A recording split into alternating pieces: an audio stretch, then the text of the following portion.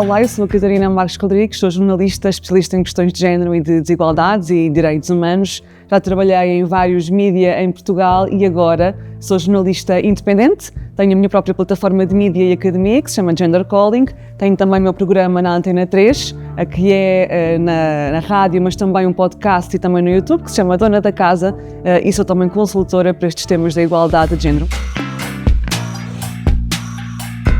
O que começou com uma preocupação pessoal transformou-se na minha profissão. Eu, desde pequena, que sempre fui muito questionadora, sempre perguntei o porquê de tudo. Uma explicação simples e insípida nunca me chegava. E uma das coisas com as quais eu me deparei desde cedo foi com a desigualdade de género, sobretudo naquilo que são as tarefas domésticas. Aquilo que eu via em minha casa, mas também na casa das outras pessoas da minha família, era as mulheres a assumirem um papel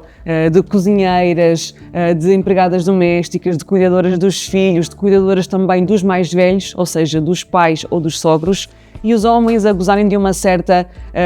facilidade em poderem descansar, de um certo estado, quase como se não participassem ativamente também naquilo que era o cuidado da casa e daquilo que era a vida familiar. E isso sempre me indignou. Depois comecei a crescer e comecei também a ver essa desigualdade em outras coisas. Na política, nos comentários que se fazia às raparigas, nas quais eu estava incluída, por exemplo, nos transportes públicos, no assédio sexual, naquilo que eram os comentários que faziam sobre aquilo que eu poderia ser ou não ser enquanto mulher, como me deveria comportar, e via a indignação que isso causava também nas raparigas, nas amigas, nas mães das mulheres à minha volta. E, portanto, juntei a comunicação, o questionar ou perguntar o porquê, a esta minha causa pessoal de querer dar voz a esta desigualdade para a resolver.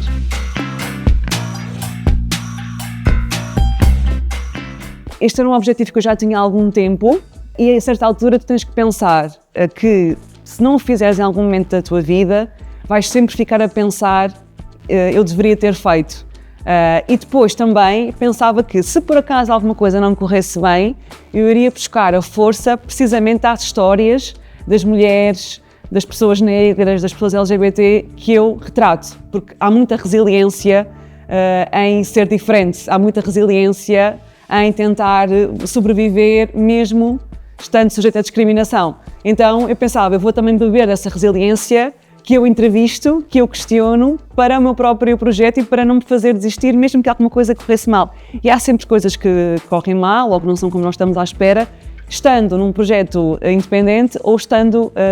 numa redação dita tradicional. Portanto, vão sempre haver desafios. Escolhe os teus desafios. É um bocadinho isto.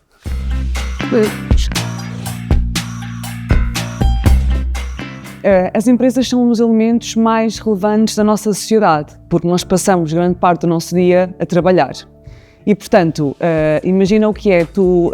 seres mulher e seres mãe e vais trabalhar para a tua empresa, onde é mal visto o tu saíres meio do dia porque a tua filha ficou doente e, de facto, és o contacto de emergência e tens que ser tu.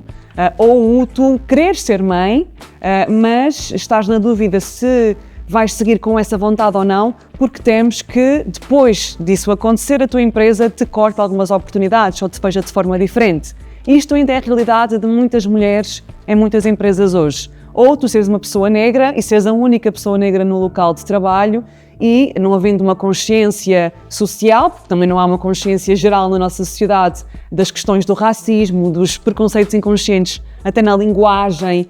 no tipo de visões que nós temos sobre aquilo que é uma pessoa negra, aquilo que faz, o seu potencial, etc. E seres a única pessoa naquela empresa com essa identidade e ter que estar sujeita a esse tipo de comentários e não poderes dizer nada porque não há essa consciência. Ou seres uma pessoa lésbica ou uma pessoa homossexual, gay, e chegares à segunda-feira, estás num almoço com os colegas de trabalho, está tudo a contar como é que foi o fim de semana, eu fui com o meu marido passear, eu fui com os meus filhos para não sei onde, e tu estás numa relação com uma pessoa do mesmo sexo, não te sentes à vontade para partilhar o teu fim de semana com essa pessoa, porque é uma pessoa do mesmo sexo e porque isso poderá ser mal visto pelas pessoas à volta, e estamos a falar de trabalho, estamos a falar de competição, de cumprir objetivos, estamos a falar de também de não querer expor algo que te possa tirar credibilidade ou que te possa tirar pujança naquele local de trabalho. Tudo isto é a realidade de muitas pessoas hoje em dia e, portanto, o que eu faço é precisamente trazer estes exemplos depois explicar o que é que são estes preconceitos inconscientes que todos nós temos, mesmo eu, sendo alguém que trabalha estes temas, também os tenho, porque crescemos numa sociedade que vive desses preconceitos e que os tem há muitos, muitos anos, e é difícil nós limparmos os preconceitos da nossa vida, do nosso pensamento, etc. E a trazer esses exemplos, explicar como é que os podemos fintar, qual é que é o impacto real na produtividade dos trabalhadores, qual é que é o impacto real também em não se conseguir chegar a certos objetivos porque não se tem esta visão de representar todas as pessoas, representar também todo o tipo de clientes, porque também estamos a falar de negócio. E portanto trazer essas formações de que problema é que existe, como é que o podemos resolver e porque é que é importante resolver. E depois há sempre muitas discussões que surgem. É muito mais fácil vir alguém de fora e trazer estes exemplos e pôr as pessoas a conversar do que ser alguém de dentro. Assumir que, de facto, somos preconceituosos e ter empatia pelo outro no sentido de querer saber mais do outro. Quanto mais vezes fizeres, menos vais errar. E, portanto, democracia é também nós pormos os outros a falar, querermos ouvir, não acharmos que tens que ser ou contra ou a favor e já, tens que dar a tua opinião já, é ter curiosidade e trazer a tua voz também, desde que seja uma voz que queira debater de uma forma democrática, livre, sem ofender, porque liberdade de expressão não é liberdade de agressão, e conversarmos e queremos saber sobre o outro.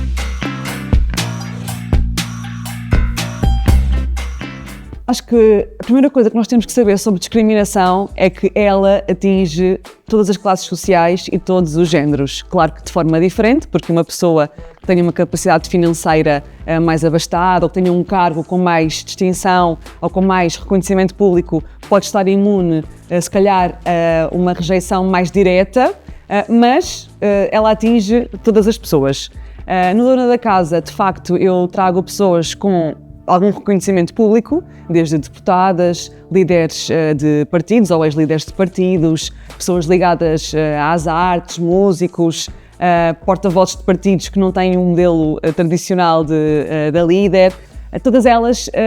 relatam algum tipo de olhar, estigma, preconceito. Recordo-me, por exemplo, da Assunção Cristas, que foi líder do CDS e que ela própria relata que ficou grávida enquanto estava no governo e que lhe foi perguntado por parte de um jornalista ou de uma jornalista se, agora que estava grávida, se iria afastar, associando a gravidez a algum tipo de questão de saúde que a obrigasse a ter que sair, mas também de alguns olhares sobre, por exemplo, e de alguns comentários sobre aquilo que é a figura de uma mulher na política, que tem que ter um certo corpo padrão. Isso foi-nos contado, por exemplo, pela Inês Sousa Real, que é a porta-voz do PAN, mas também por parte, por exemplo, de atrizes, nomeadamente a Inês Herédia, que é uma mulher homossexual e que contou com o meio das artes, supostamente é um meio muito diverso, muito inclusivo, mas que ainda assim também há comentários sobre o facto de ela ser uma mulher homossexual. Ou ser-se, por exemplo, líder parlamentar de um dos dois partidos com maior representação no país, que é o PS, e receber-se mensagens, e-mails a falar sobre o seu peso ou a falar sobre a sua voz esganiçada e também ver esse tipo de comentários feitos por parte de outros elementos da Assembleia da República. Portanto, o cargo, a função, o estatuto, o currículo não são razão para não se estar também sujeito a essa discriminação. E o Dona da Casa tem um orgulho, de facto, de pôr as mulheres, muitas vezes, a contarem coisas que não são muito simpáticas e muito confortáveis, mas a trazê-las cá para fora porque é preciso que nós saibamos aquilo que está a acontecer muitas vezes nos bastidores e que elas têm que aguentar e que se mantêm ali apesar de.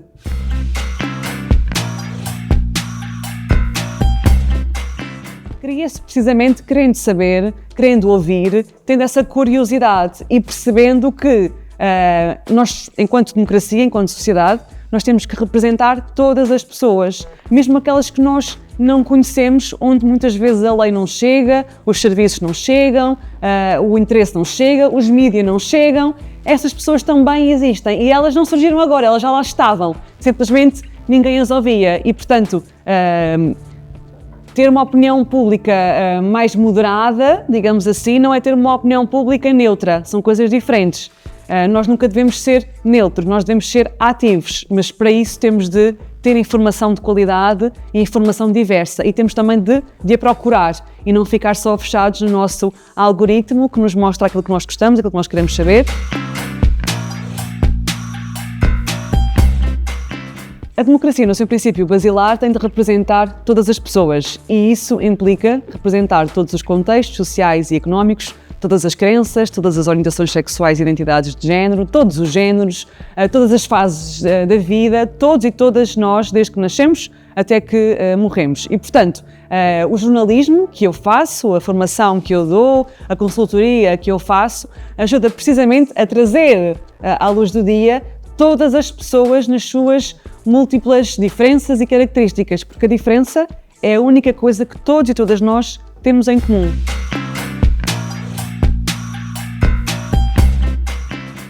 Trabalhar é uma das formas mais efetivas de participar em sociedade. Quando nós trabalhamos, nós temos o poder económico que isso nos traz e, portanto, temos a independência, que era aquilo que não acontecia antes do 25 de Abril, por exemplo, para as mulheres. Quando nós não trabalhamos e não temos essa remuneração, por exemplo, estamos dependentes daquilo que é o trabalho dos outros, nomeadamente do outro, no caso seria o marido. E, portanto, ter a nossa remuneração é também poder escolher aquilo que fazemos com esse dinheiro. Ser trabalhador não é só ter deveres, é também ter direitos, e isso é importante de dizer. Ou seja, nós não somos só meros elementos, parte de uma empresa, parte de uma associação, parte de uma organização, nós somos também elementos que podemos usar da lei para nos defendermos, e por isso trabalhar é uma forma bonita também de participar, de contribuir, mas também nos sentirmos empoderados, que é agora uma palavra muito presente, mas